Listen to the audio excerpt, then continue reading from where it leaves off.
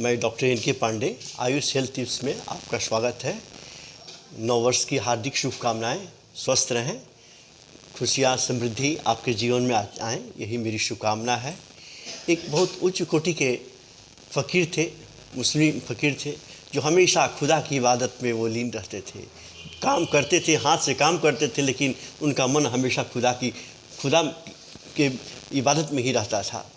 एक बार कि जब भी वो रात में सोते, एक साइड में उनकी पत्नी सोती थी, दूसरे में पर्दा लगा हुआ था, दूसरे में वो सोते।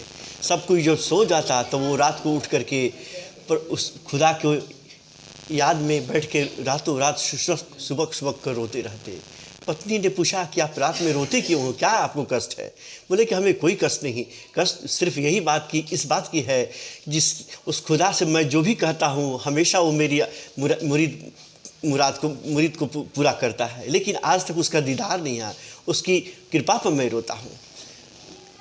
इसी तरह करते करते कई बहुत दिन बीत गए। फिर एक दिन वो रात को सोए तो उनकी हंसने लगे, बड़े खुश नज़र आए।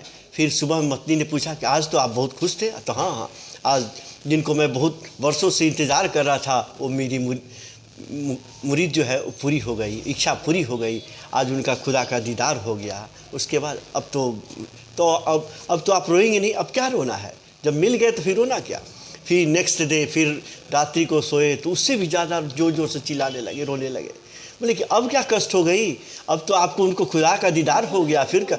बोले कि अब उसकी कृपा पर मैं रो रहा हूँ कि थोड़ी सी हमने याद की, अब वो उसका दर्शन हो गया, दीदार हो गया, जीवन मेरा धन्य हो गया। जो मनुष्य का जीवन होता है, जो परमात्मा का मिल जाता है, खुदा से मिल जाता है, यही तो उसकी मूल निजी संपत्ति होती है, जो मेरा पूर्ण हो गया।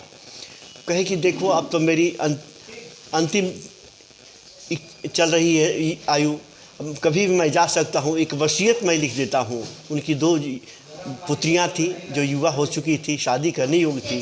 बोले कि मैं रहूँ ना रहूँ, जब भी तुम्हारी बेटी को कुछ आवश्यकता पड़े तो फिर खुद उनसे दोनों बच्चियों को फूल माला फल लेकर के उस अमुक पहाड़ी पर लेके जाना, अब वहाँ ले जाकर उनको छोड़ देना, फिर लौट के देखना मत।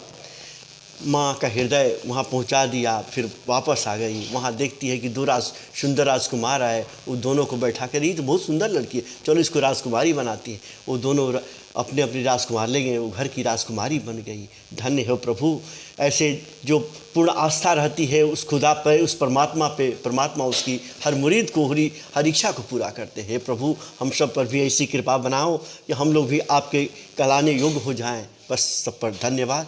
कृपया वीडियो को लाइक करें, सब्सक्राइब करें।